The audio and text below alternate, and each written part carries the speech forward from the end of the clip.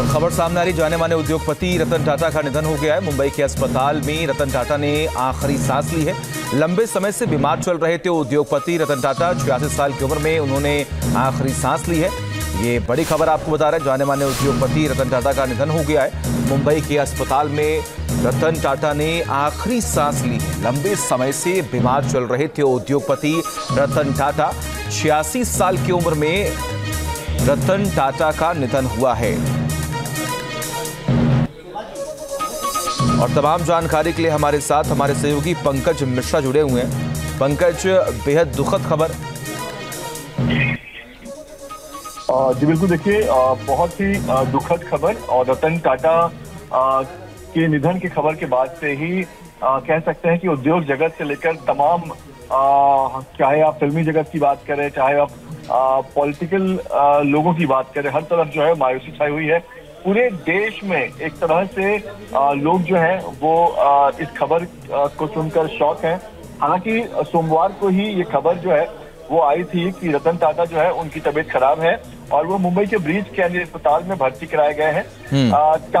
तब ये जानकारी आई थी वहां से, जो डॉक्टर ब्रीच कैंडी अस्पताल जो उनका इलाज कर रहे थे, कार्डियोलॉजिस्ट डॉक्टर शाहरुख अस्पी गोलवल्ला, तो इनके द्वारा उनका इलाज किया जा रहा था और कहा जा रहा था कि उन्हें आईसीयू में भर्ती किया गया है।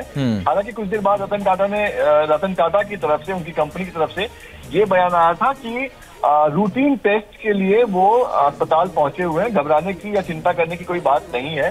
लेकिन आज जिस तरह की खबर आ रही है तो कहीं ना कहीं वो बात कंफर्म हो रही है कि उनकी तबीयत वाकई सीरियस थी और वो लगातार उनका इलाज जो है चल रहा था। आईसीयू में उन्हें रखा गया था, ऑब्जर्वेशन पर जो है उन्हें रखा गया था। डॉक्टर लगातार उनकी निगरानी कर रहे थे और आखिरकार अब ये खबर आई है। हालांकि अभी भी टाटा समूह की तरफ से इस खबर को कंफर्म नहीं किया गया है। ये जो खबर आ रही है, ये जो बाकी व्यवस्था है, जैसे मुंबई पुलिस और बाकी जिनको जानकारी अब तक दे दी गई है, क्योंकि रतन टाटा के निधन के बाद अब मुंबई में सारे इंतजाम होने होंगे। पुलिस को इस बात की जानकारी दी गई है कि किस तरह से इंतजाम होंगे, क्या कुछ होगा। तो ये जो खबर आ रही है, पंकज, क्या किसी रिलेटिव से आपकी बातचीत हुई हो? क्या किसी और की तरफ से कुछ कंफर्मेशन किया गया हो, या जो डॉक्टर्स उनका इलाज कर रहे थे उनकी तरफ से कोई कंफर्मेशन, ऐसा कोई जानकारी, ऐसी कोई भी इंफॉर्मेशन? देखिए, जो जानकारी आ रही है वो रतन टाटा के करीबियों के थ्रू आ रही है, लेकिन अभी तक कोई परिवार का या कोई टाटा समूह से अभी तक कोई बात नहीं कर रहा है। और मैं आपको एक बड़ी खबर दे रहा हूँ, अभी देवेंद्र फडणवीस जो महाराष्ट्र के उप मुख्यमंत्री हैं, उनकी तरफ से जानकारी आई है कि रात को जो है वो ब्रीच कैंडी अस्पताल में रतन टाटा उनकी डेथ हो गई है। और तो ये खबर जो है वो कंफर्म हो चुकी है कि रतन टाटा जो है वो अब इस दुनिया में नहीं रहे, उनका निधन हो चुका है। हालांकि बहुत ज्यादा जानकारी जो है वो अभी भी नहीं मिल पाई है, क्या वजह थी, क्यों उनकी तबीयत बिगड़ी, और क्योंकि खुद ही रतन टाटा की तरफ से इन चीजों को डिनाई कर दिया गया था। तो कंफर्म जानकारी अभी तक नहीं आई है, डिटेल जानकारी तक नहीं आई है।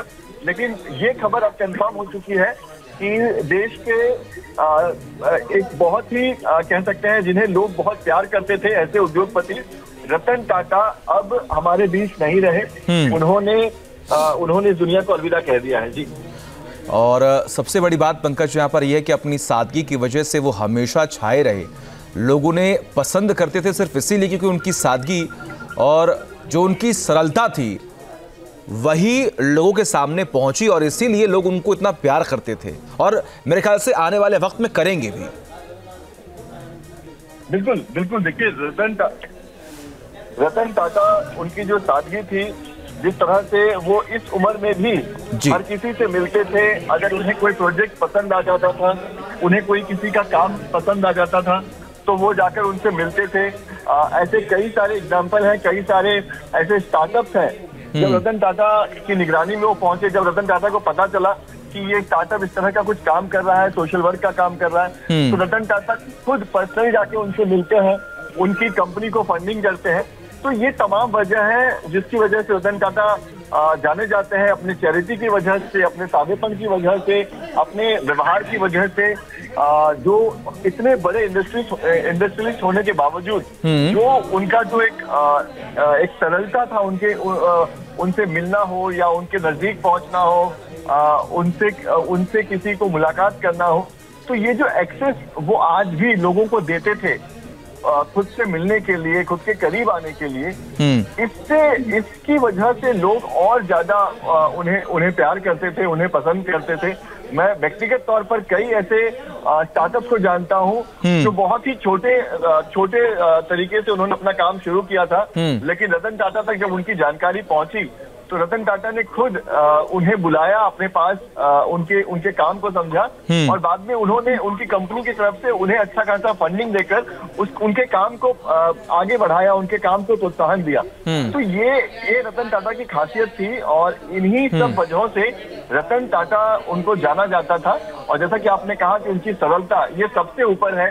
टाटा समूह जिस तरह से चैरिटी करता है, ये हमेशा सोशल मीडिया पर छाया रहता है कि बाकी जो उद्योगपति हैं वो टैक्स भरते हैं या वो जो कमाई करते हैं तो उनका नंबर जो है वो हमेशा दिखाई देता है कि वो कौन से रैंक पर है। लेकिन टाटा समूह कभी रैंक की परवाह नहीं करते थे। वो ये नहीं सोचते थे कि हम कितना ज्यादा दुनिया में दौलतमंद हो जाते हैं, बल्कि हम कितना चैरिटी करते हैं, कितना लोगों के साथ जुड़ते हैं, कैसे लोगों को आगे बढ़ाते हैं, कैसे छोटे। बिल्कुल सही कह रहे हैं आप पंकज, और यही उनका खास अंदाज जो है वो लोगों के बीच चर्चाओं में रहा।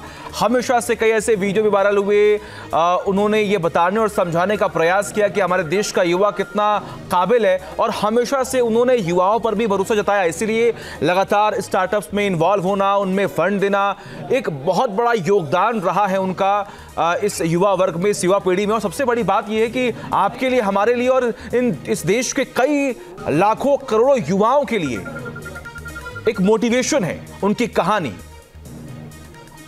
बिल्कुल, देखिए रतन टाटा अपने आप में एक मोटिवेशन है। बहुत सारे जो युवा हैं, जो बिजनेस में आते हैं, जो स्टार्टअप्स में आते हैं, वो रतन टाटा का अपने मोबाइल फोन पर वॉलपेपर रखते हैं, अपने ऑफिस में अपने चेयर के सामने उनकी तस्वीर रखते हैं जी। तो ये सबसे बड़ी उपलब्धि है रतन टाटा को लेकर कि रतन टाटा को जो बिजनेस से लोग जुड़ना चाहते हैं या जिंदगी में जो कामयाब होना चाहते हैं, वो रतन टाटा को लिटरली पूछते थे, रतन टाटा को एक आइडल की तरह मानते थे। और ऐसे आइडल जिन्हें लोग कभी नहीं भूल सकते, चाहे जो उनके करीबी होंगे, चाहे एक आम आदमी होगा या चाहे जो भी उनके बारे में सुना होगा, वो कभी भी उन्हें नहीं भूल सकता। हर कोई उनसे बहुत ज्यादा प्यार करता है। और अब जब रतन टाटा नहीं रहे तो खासतौर पर हम देख रहे हैं कि ट्विटर पर इस खबर के आने के थोड़े ही देर बाद से ट्विटर पर रतन टाटा जो है वो पहले पर ट्रेंड होने लगे हैं। तो ये बताता है कि रतन टाटा कितने मशहूर हैं, कितना लोग उनसे प्यार करते थे। बिल्कुल सही कह रहे हैं आप पंकज। देखिए रतन टाटा किसी के लिए आइडल हैं, किसी के लिए मेंटर हैं, किसी के लिए बेहतरीन उद्योगपति हैं, किसी के लिए बेहतरीन शख्स हैं। लेकिन सबसे बड़ी बात यहां पर है कि उन्होंने अकेले दम पर इतना बड़ा साम्राज्य बनाया, तमाम हजारों लाखों करोड़ों लोगों को नौकरियां दी, और अब वो हमारे बीच में नहीं है।